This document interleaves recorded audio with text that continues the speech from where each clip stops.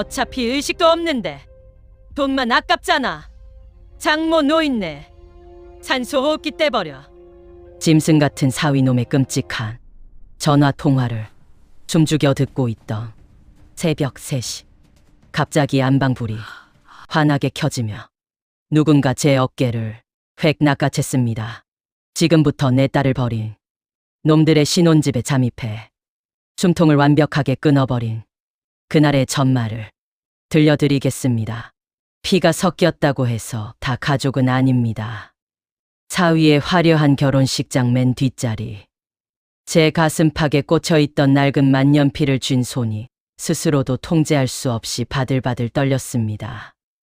뚝뚝 끊어지는 하객들의 웃음소리, 꽃향기가 진동하는 홀 안의 공기, 그리고 저 단상 위에서 반짝이는 웨딩드레스. 저는 그것들을 눈으로 담으면서도 아무것도 보이지 않았습니다. 제 머릿속에는 오직 하나. 석 달째 의식을 잃고 차가운 병실 침대에 누워있는 제 딸 지연이의 얼굴만이 가득했습니다. 10년 넘게 친아들처럼 품었던 그 놈이 난치병에 걸려 사경을 헤매는 제 딸을 차가운 병실에 버려두고 상간녀와 새살림을 차리다니요.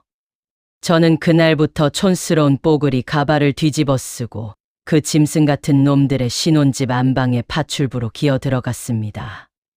단 하나의 증거를 찾기 위해서, 짐승의 숨통을 완벽하게 끊어버릴 단 하나의 증거를 찾기 위해서. 제 이름은 윤정수, 64입니다. 평생 시장 한 귀퉁이에서 새벽 4시에 일어나 김밥을 말아 팔던 여자입니다. 손마디가 굵어지고 허리가 굽어지도록 일해서 번 돈으로 저는 딸 지연이를 대학까지 보냈습니다. 지연이는 제 자랑이었습니다. 밝고 명랑하고 누구에게든 먼저 손을 내미는 아이였죠. 그런 지연이가 박지훈이라는 남자를 데리고 왔을 때 저는 사실 처음부터 뭔가 걸렸습니다. 번지르르한 말솜씨에 비해 눈빛이 늘 어딘가 차가운 남자였으니까요. 웃을 때 눈이 웃지 않는 사람이었습니다. 시장 바닥에서 수십 년을 살아온 제가 그걸 모를 리 없었습니다.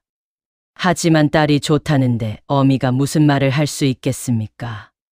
저는 결혼을 허락했고 지훈이 사업을 시작하겠다고 했을 때 선뜻 저가 회사 건물을 담보로 내줬습니다. 그것이 제 평생 가장 큰 실수가 될 줄은 그때는 몰랐습니다. 결혼 후 3년이 지나도록 지훈은 참 그럴듯한 사람이었습니다. 명절에 큰절을 올렸고 처가에 전화를 빠뜨리지 않았고 지연이에게도 다정한 척했습니다. 저는 처음에 품었던 의심을 스스로 지워나갔습니다. 내가 너무 까다롭게 본 건가? 내가 딸을 너무 붙잡으려 한 건가? 하지만 사람의 본색이란 건 위기가 오면 반드시 드러나게 되어 있습니다. 지연이가 쓰러진 건 결혼 6년 차 되던 해 초봄이었습니다. 처음에는 그냥 피로라고 했습니다. 그런데 열이 잡히지 않고 온몸에 반점이 번지더니 결국 의식을 잃고 응급실로 실려갔습니다. 희귀성 면역 질환이라는 진단이 내려졌습니다. 완치가 불가능하지는 않지만 치료비가 어마어마하고 시간이 얼마나 걸릴지 알 수 없다고 했습니다. 저는 그 말을 들으며 속으로 되뇌었습니다. 괜찮다. 사위가 있고 회사도 있으니 괜찮다고. 그런데 그날이었습니다. 지연이가 입원한 지 2달이 조금 지난 어느 날 저녁 병실 문이 열리는 소리에 고개를 들었을 때 어머니, 저 더는 못 버티겠습니다. 지연이 이혼 서류에 도장 찍어주세요. 사위 박지훈이었습니다. 양복을 반듯하게 차려입고 머리카락 한 올 흐트러지지 않은 모습으로. 놈은 핏기 하나 없는 아내의 얼굴은 쳐다보지도 않은 채 제 무릎 위로 차가운 서류 봉투를 툭 던졌습니다. 봉투가 제 무릎 위에서 미끄러져 바닥에 떨어졌습니다. 저는 그것을 줍지도 못했습니다. 손에 힘이 풀려서 다리가 후들거렸습니다. 가슴이 쿵 내려앉더니 심장이 이상하게 빠르게 뛰기 시작했습니다. 제가 평생 시장 바닥에서 김밥을 말아 키운 처가 회사 건물까지 제 놈 명의로 돌려놓고선 이제 와서 병원비 지원을 끊고 이혼을 요구하다니요. 그것도 아내가 의식을 잃고 누워있는 이 병실에서. 자네가 사람인가? 지연이가 자네 뒷바라지하느라 어떻게 망가졌는데. 어떻게 이럴 수가 있어. 제가 지훈의 바짓가랑이를 붙잡고 매달리자 놈은 제 가슴 주머니에 꽂혀있던 낡은 만년필을 손가락으로 툭툭 치며 비웃었습니다. 그 손가락이 너무도 느릿하고 태연해서 저는 오히려 더 숨이 막혔습니다. 장모님 아직도 이런 구닥다리 만년필이나 쓰시니까 세상 돌아가는 걸 모르시는 겁니다. 회사는 제가 알아서 키울 테니 노인네는 딸내미 장례 준비나 하세요. 놈이 구두 굽소리를 내며 병실을 빠져나갔습니다. 심장 박동기 소리만 규칙적으로 울리는 병실 안에서 저는 한동안 그 자리에 그대로 앉아 있었습니다. 딸의 야윈 손을 다시 꼭 쥐었습니다. 손이 차가웠습니다. 그 차가움이 손목을 타고 올라와 가슴 한가운데를 꿰뚫는 것 같았습니다. 저는 위십술을 너무 세게 깨물어 입안에 비릿한 핏물이 확 퍼졌습니다. 그 길로 사람을 풀어 놈의 뒤를 캐기 시작했죠. 그리고 며칠 뒤 제 손에 쥐어진 사진 몇 장. 사위 놈이 자기 회사 디자인 팀장 오유라라는 30 초반의 여자와 강남 최고급 빌라에 이미 수개월째 신혼살림을 차리고 살고 있다는 증거였습니다. 사진 속 두 사람은 식당에서 웃고 백화점에서 손을 잡고 고급 호텔 로비에서 포옹하고 있었습니다. 지연이가 병실에서 생사를 헤매는 그 시간 동안 저는 그 사진들을 내려다보다가 손에 힘이 들어가 사진 귀퉁이가 구겨지는 것도 몰랐습니다. 저는 그 길로 시장에 갔습니다. 가장 촌스러운 뽀글이 가발과 두꺼운 뿔테 안경, 헐렁한 몸빼 바지. 그리고 낡은 파출부 앞치마 하나. 계산대 앞에서 거스름 돈을 받아 쥐는데 손이 여전히 떨렸습니다. 하지만 그건 더 이상 슬픔의 떨림이 아니었습니다. 10년 넘게 쌓아온 분노를 저는 조용히 접어 그 앞치마 주머니 속에 밀어 넣었습니다. 아직 때가 아니었으니까요. 다음 날 아침 8시. 강남의 한 최고급 빌라 앞. 김씨 아줌마로 완벽하게 변장한 저는 입주 가사도우미 면접을 위해 인터폰 앞에 섰습니다. 가슴이 두근거렸습니다. 하지만 그 두근거림은 긴장이 아니라 오래 기다려온 시간이 드디어 시작되는 사람의 그것이었습니다. 잠시 후 문이 열렸습니다. 실크 가운을 허리끈도 제대로 매지 않은 채 걸친 오유라가 저를 위아래로 훑어보았습니다. 그 눈빛이라는 게 사람을 보는 눈이 아니라 현관 앞에 놓인 물건을 확인하는 눈이었습니다. 저는 허리를 90도로 굽히며 인사했습니다. 뒷목이 뻣뻣했지만 악물었습니다. 아줌마, 우리 집은 먼지 한 톨이라도 나오면 바로 아웃이에요. 내 물건엔 절대 손대지 마요. 아줌마들 손버릇 나쁜 거 내가 모를 줄 알고. 저는 허리를 더 깊이 굽히며 조아렸습니다. 안경 너머 제 눈빛만은 서늘하게 타오르고 있었지만 그것을 들킬 리 없었습니다. 두꺼운 뿔테가 눈의 절반을 가리고 있었으니까요. 그날부터 저의 하루가 시작되었습니다. 새벽 7시에 출근해서 오후 5시까지. 저는 빌라의 구석구석을 닦고 쓸고 정리했습니다. 평생 남의 집 바닥을 닦아본 적 없는 손으로 무릎을 꿇고 대걸레를 밀었습니다. 무릎 관절이 쑤시고 허리가 끊어질 듯 아팠습니다. 하지만 그럴 때마다 저는 눈을 감고 병실의 심장 박동기 소리를 떠올렸습니다. 규칙적으로, 차갑게. 그러면 다시 손에 힘이 들어왔습니다. 오유라는 하루에도 수차례 저를 불러 세웠습니다. 냉장고 안 과일이 신선하지 않다. 욕실 거울에 물 자국이 남았다. 세탁기에 섬유유연제를 너무 많이 넣었다. 그때마다 저는 고개를 숙이고 네, 죄송합니다를 반복했습니다. 그녀는 그 대답이 마음에 들었는지 날이 갈수록 더 당연하게 저를 대했습니다. 사람이 아니라 언제든 교체할 수 있는 가전제품처럼. 그날 저녁 퇴근하고 돌아온 사위 지우는 가발과 두꺼운 안경에 얼굴을 반쯤 가린 저를 힐끗 보더니 단 1초의 의심도 없이 지나쳤습니다. 평생 우아한 사모님으로 살아온 장모가 자기 집 바닥을 기어다니는 파출부일 거라고는 상상조차 못한 거겠죠. 인간은 보고 싶은 것만 보는 법이니까요. 저는 매일같이 엎드려 바닥을 닦으며 짐승만도 못한 굴욕을 견뎠습니다.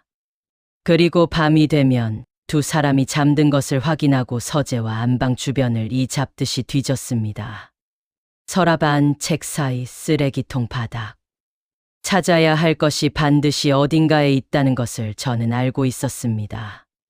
그런 종류의 사람은 반드시 흔적을 남기게 되어 있으니까요.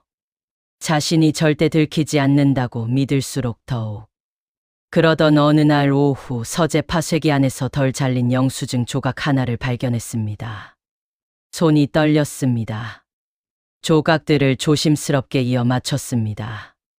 제 딸의 수술비로 쓰여야 할 처가 회사의 비상장 주식 매각 대금이었습니다. 무려 10억 원. 지우는 그 돈을 빼돌려 오유라의 이름으로 된 해외 페이퍼 컴퍼니로 송금했고 수천만 원짜리 다이아몬드 목걸이와 명품 가방을 사줬던 겁니다. 딸이 병실에서 수액을 맞고 있는 그 시간에 그 돈으로. 그날 저녁이었습니다. 거실 소파에 나란히 누운 지훈이 오유라의 머리를 손으로 쓰다듬으며 낄낄댔습니다. 자기야, 그 늙은 장모 노인네 쓰러졌대. 이제 회사도 이 집도 다 우리 거야. 어머, 진짜 잘됐다. 그 노인네 얼굴 볼 때마다 스트레스 받았거든. 이제 우리 편하게 살자. 주방에서 설거지하던 저는 고무장갑을 낀 손을 너무 꽉 쥐어 손등 위로 시퍼런 핏대가 터질 듯 솟아올랐습니다. 싱크대 모서리를 붙잡았습니다. 눈앞이 순간 하얘지는 것을 느꼈습니다. 하지만 저는 그릇을 놓지 않았습니다. 소리 하나 내지 않고 다시 조용히 설거지를 계속했습니다.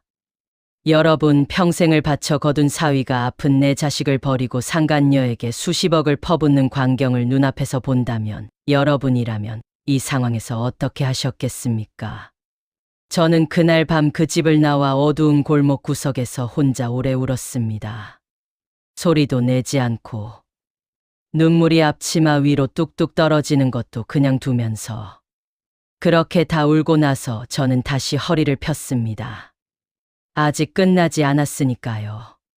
그들의 화려한 결혼식이 단 일주일 앞으로 다가왔습니다. 저는 초조해지기 시작했습니다. 며칠 안에 반드시 안방 금고를 열어야 했습니다. 공금 횡령과 사문서 위조의 결정적인 물증, 지훈의 비밀 이중 장부가 그 안에 있다는 것을 저는 이미 확인해 두었습니다. 문제는 비밀번호였습니다. 그것만 알면 됩니다. 그것만 알면 모든 것이 끝납니다. 그런데 며칠째 기회가 오지 않았습니다. 결혼식이 가까워지면서 지우는 오히려 집에 더 일찍 들어왔고 유라도 종일 집에 머무는 날이 많아졌습니다. 저는 속이 탔습니다. 하지만 서두를 수는 없었습니다. 한 번의 실수가 모든 것을 날려버릴 수 있었으니까요. 그러던 어느 오후였습니다. 갑자기 안방에서 날카로운 비명 소리가 들렸습니다. 아줌마, 내 화장대에 있던 3캐럿 다이아 반지 어디 갔어? 당신이 훔쳤지. 당장 경찰 불러. 오유라가 안방에서 뛰쳐나왔습니다. 그녀의 얼굴이 분노로 일그러져 있었습니다. 저는 미처 피하기도 전에 그녀의 손바닥이 제 뺨을 매섭게 가로질렀습니다. 고개가 획 돌아가며 안경이 바닥으로 날아갔습니다. 귀에서 이명이 울렸습니다. 저는 중심을 잃고 바닥에 한쪽 무릎을 꿇었습니다. 소리를 듣고 달려온 지훈이 합세했습니다.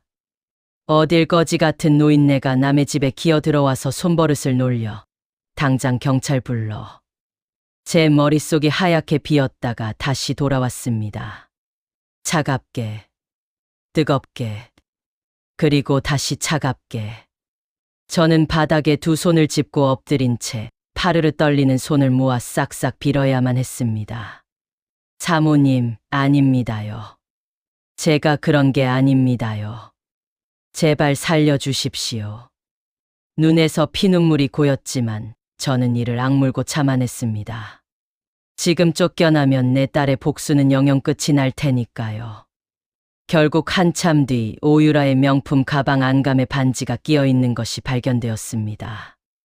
그녀는 저를 보지도 않은 채 방으로 들어가 문을 쾅 닫았습니다. 사과 한마디도 미안하다는 눈빛 한 번도 없었습니다. 저는 바닥에서 천천히 일어나 안경을 집어들었습니다. 렌즈에 실금이 가 있었습니다.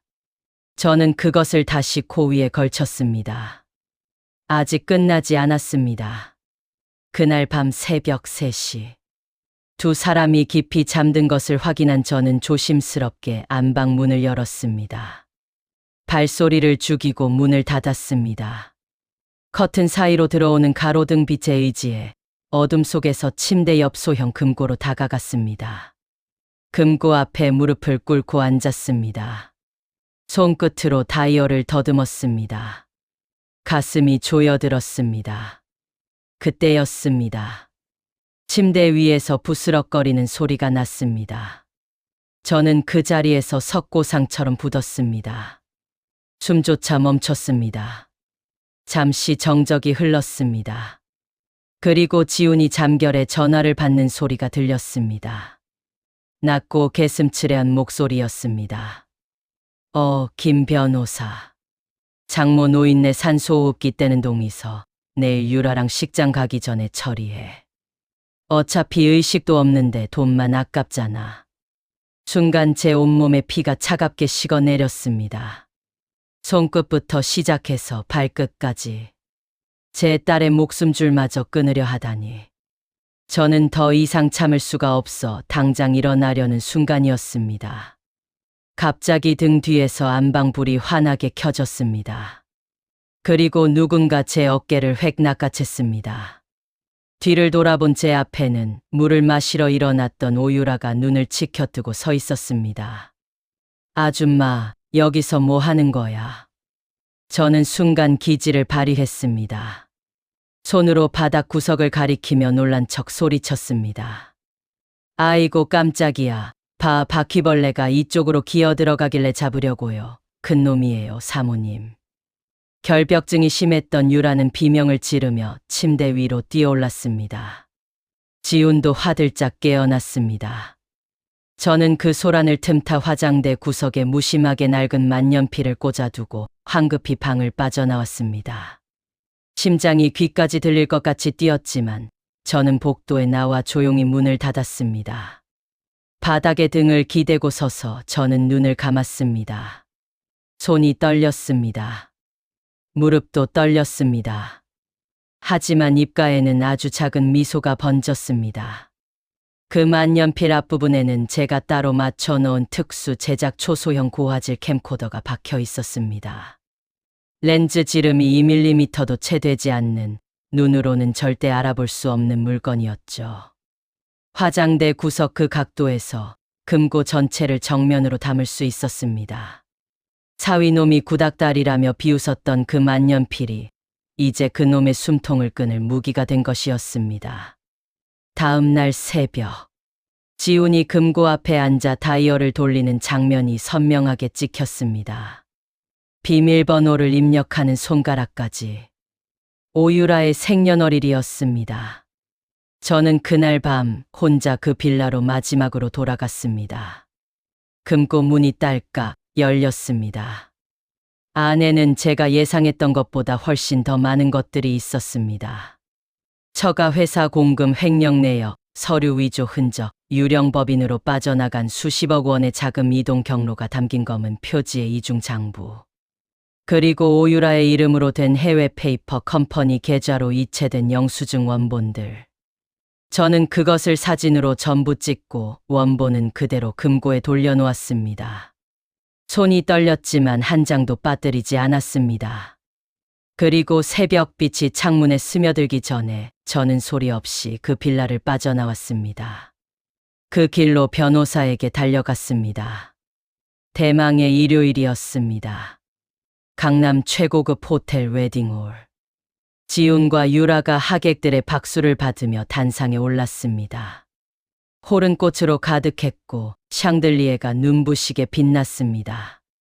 하객 300여 명이 자리를 채우고 있었습니다. 지훈의 사업 파트너들, 회사 임직원들, 유명 인사들. 저는 그 맨 뒤 구석에 서서 단상 위에 두 사람을 바라봤습니다. 여전히 뽀글이 가발을 쓰고 두꺼운 뿔테 안경을 낀 채로. 아직은 때가 아니었습니다. 사회자가 낭낭하게 외쳤습니다. 이제 두 사람의 아름다운 러브스토리를 영상으로 만나보시겠습니다. 식장 전면에 초대형 스크린이 천천히 내려왔습니다. 하객들이 설레는 표정으로 스크린을 바라봤습니다. 저는 조용히 손목시계를 내려다봤습니다. 딱 약속된 시간이었습니다. 그런데 스크린에 뜬 것은 로맨틱한 웨딩 영상이 아니었습니다. 지훈이 서재에서 이중 장부를 펼쳐놓고 전화통화하는 장면이 흘러나왔습니다. 오유라의 페이퍼 컴퍼니 계좌로 거액이 송금되는 이체 내역서. 그리고 그날 밤 병실 복도에서 지훈이 내뱉던 그 목소리가 식장 스피커를 쩌렁쩌렁 울렸습니다. 어차피 의식도 없는데 돈만 아깝잖아. 산소호흡기 떼버려. 정적이 흘렀다가 이내 폭발했습니다. 저게 뭐야? 박 대표 장모 돈 훔친 거야. 저 사람이 멀쩡한 사람 산소호흡기를 끊으라고 했다고. 식장 안은 하객들의 경악과 웅성거림과 비명으로 순식간에 아수라장이 되었습니다.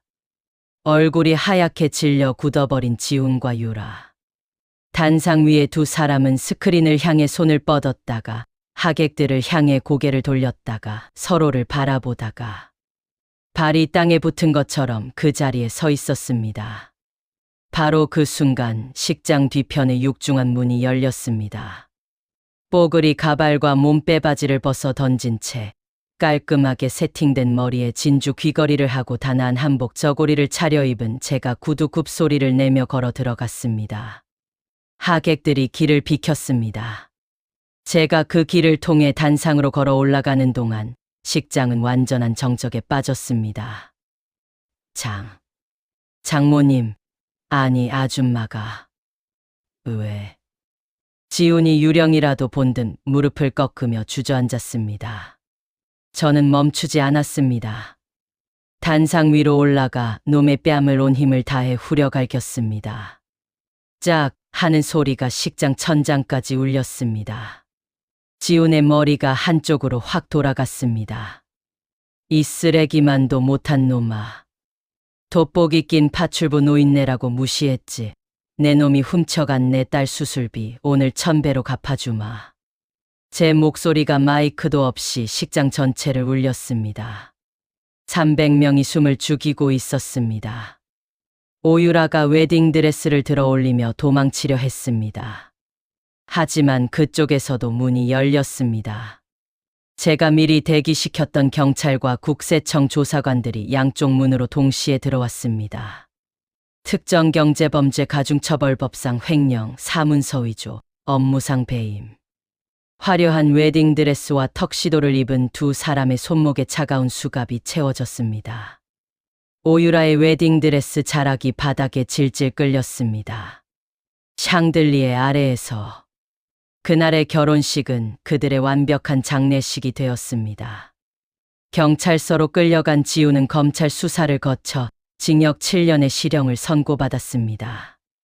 법정에서 판결문이 낭독되는 동안 그는 끝까지 고개를 들지 못했다고 합니다.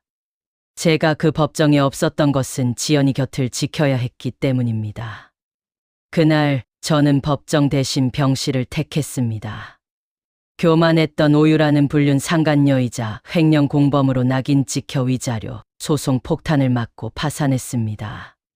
자신의 이름으로 된 해외 페이퍼 컴퍼니와 그 안의 자산은 전액 추징됐습니다. 강남 빌라도 다이아몬드 목걸이도 명품 벨트도. 그녀 손에 남은 것은 아무것도 없었습니다.